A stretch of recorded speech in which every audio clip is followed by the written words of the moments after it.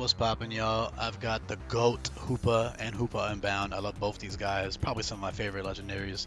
Before I get into explaining all of the crazy new moves you see on your screen, my ability choices, and the other tweaks and changes to these guys, I want to have a quick disclaimer for new viewers. Shout out to y'all. Appreciate y'all clicking on the video, man.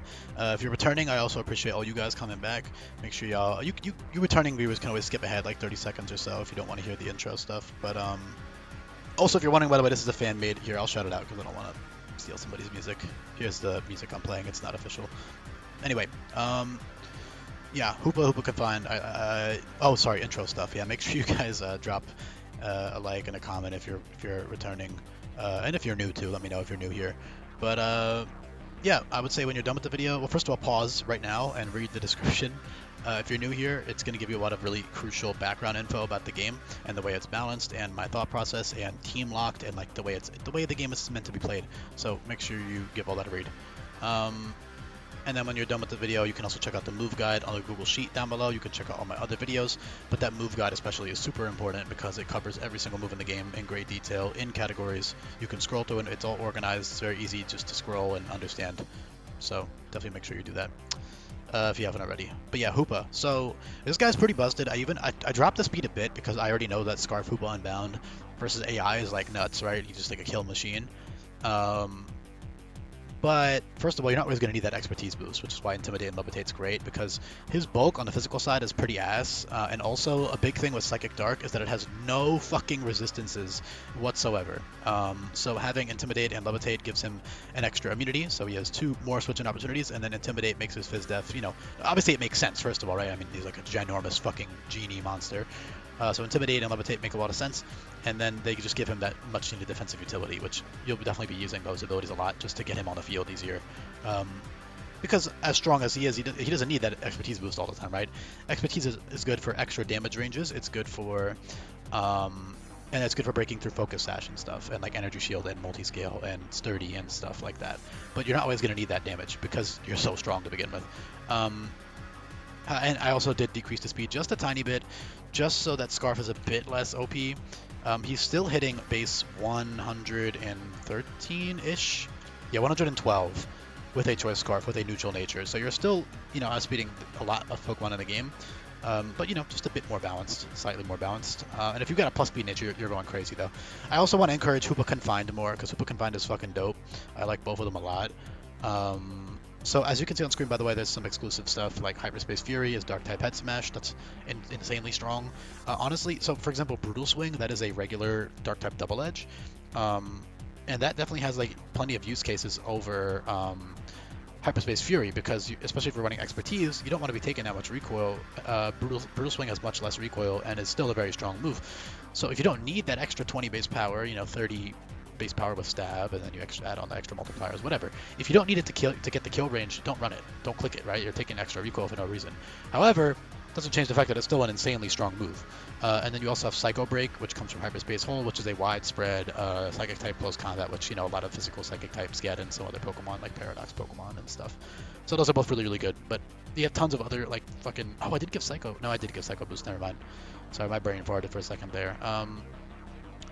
Yeah, they've also got like Draco Meteor variants, Twilight Cannon, Spectral Beam, and Psycho Boost. But I want to talk about Hoopa Confined. So Confined is dope because number one, it's way quicker now.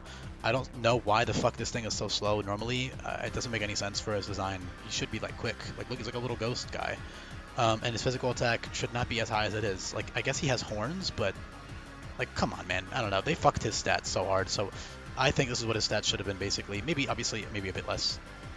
Maybe like 110 speed for vanilla standards, but because this is a ROM hack where you're not getting the plus speed nature, I give things faster sometimes than they would be otherwise. But yeah, Hoopa Confined is super cool, and he has an incredible offensive ability and Psychic Surge. They both have Levitate, right? So Psychic Ghost with Levitate is good. You got, 3 immunities and 2 resists, so that's very solid, and only 2 weaknesses, and that doesn't really matter anyway.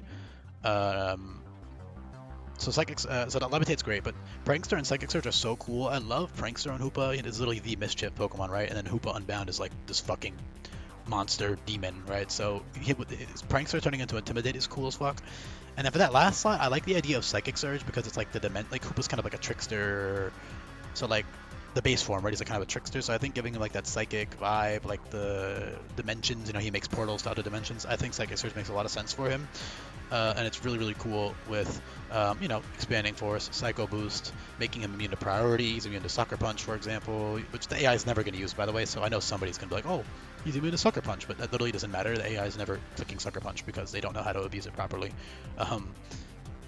It's literally just like setup bait, Sucker Punch. But anyway, point is you're still immune to priority, which is really good just to have. And you also support your team. You can override other terrain like grassy and electric terrain on the AI. You can activate a terrain pulse on all your special attackers. And also, yeah, just make your guys immune to priority and stuff. So Psychic Surge is great, and it gives you, you know, a 150 special attack. It's very strong, right? He's a legendary, so he's strong.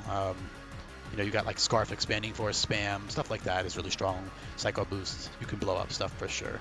Prankster is really fucking cool for utility, though. I love it on them, especially because now with Movie Learner, it's not fucking mid anymore. Because a lot of the time in Sweltering Sun, like, Prankster ends up being kind of ass on a decent amount of, like, it's not bad, but it's like hard to use sometimes because you have to really commit to your movesets in Sweltering because there's no relearner. So you have way less flexibility. You can't just like slap on Prankster moves and then switch to like your offensive sets. For example, like this Pokemon that have Prankster plus an offensive ability in Sweltering, they can't really abuse it that well. They have to be really careful with what they teach.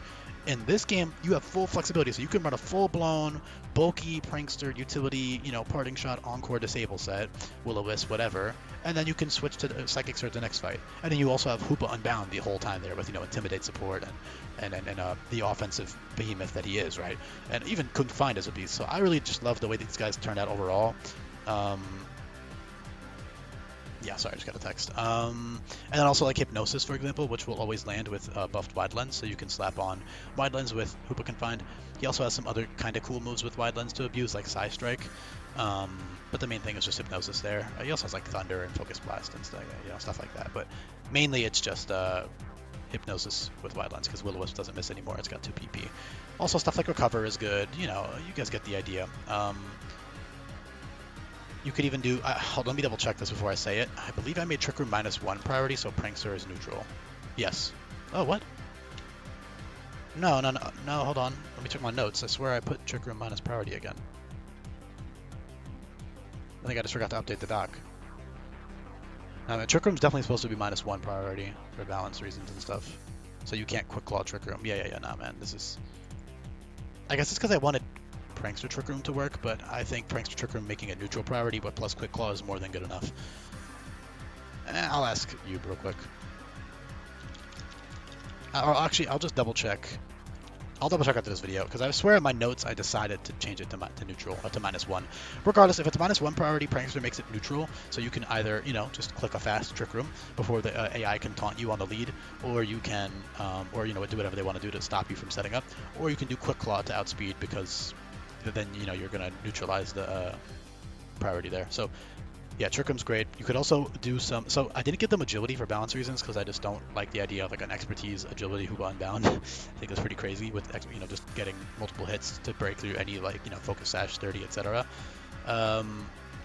But what is cool is Trick Room Service, which is really good as well, but at least it doesn't take up your, at least it takes up your item slot, so it's a bit more balanced than agility would be. Because with agility you can run whatever you can run Sash, for example, right, or whatever item really, boosting item, etc. But with this you can be more reasonable and run Room Service, which is cool. Also Trick Room is such a fucking flavorful move on Hoopa, right? His entire thing is like making these holes to other dimensions, so I think having a Trick Room be really good on him is really cool, so with Room Service. So yeah, it's also solid on Hoopa Confined with support.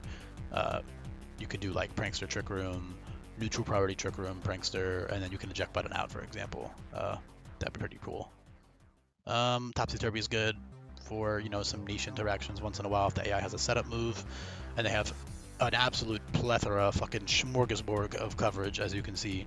I don't have time to list every single fucking coverage move on screen. Just trust me, there's a lot. Also, they can do some slow pivoting stuff like Teleport if they don't want to do fast pivot with Parting Shot, or like Hoopa Unbound can intimidate Parting Shot in theory too. So they have so many versatile ways to be played around with. Other noteworthy things, Wicked Blow, Astral Storm, and Night Days are all Wicked, and Temper Flare are all Wicked Blow variants. What that means is they can't be used twice in a row, so you can't spam Wicked Blow with Choice Scarf.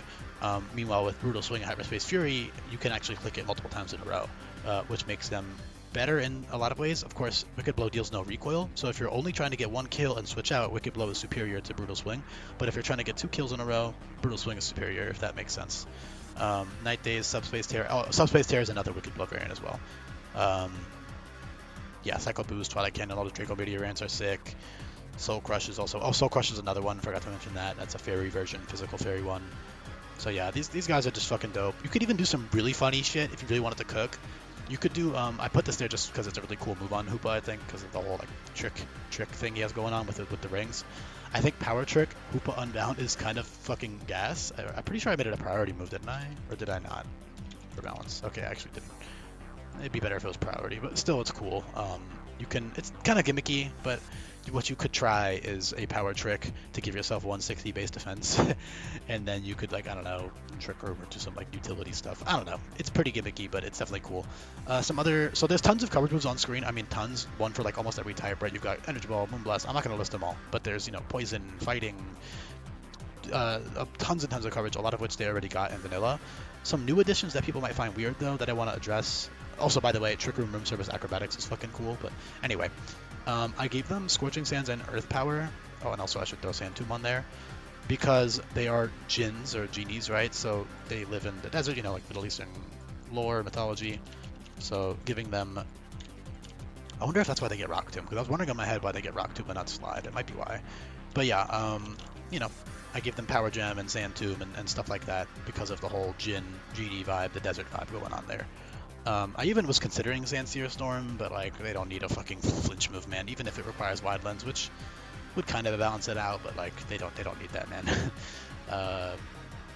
Also, it's not like that fitting, right? Like they're not known for being desert Pokemon or anything, but they definitely would live there, right? Hold on, just make sure I don't forget to throw on Sand Tomb. Even though you're never ever clicking Sand Tomb, literally ever, because this is not an early game Pokemon, and it's not like you're gonna stall things with Sand Tomb, Chip. Scorching Sands is also outclassed by Earth Power. It's just all for flavor. The main one is Earth Power, which again is because of hold on, this goes above. This goes above. Right below Rock Tomb. Okay. Hold on, guys. Sorry. Rock Tomb. I think I basically covered pretty much everything, anyways. I mean, I really just love Hoopa. Hoopa 1, Rock Tomb. There we go. Okay. I don't know. I think I've covered everything anyways. Super, super strong. Again, that Scarf speed tier was nerfed a bit. And yeah, he has 2 great abilities to switch in. Easier, 1 incredible offensive ability, and then Hoopa can find us all that dope Prankster, Encore, Disable, Taunt, Parting Shot, Screens, Will-O-Wisp shit going on. I love these guys, man. Super, super cool. Thanks for listening. Drop a comment down below if you made it to the end. I would really appreciate it if, you know, just let me know. And yeah, thanks for watching if you did make it all the way to the end, y'all. Peace.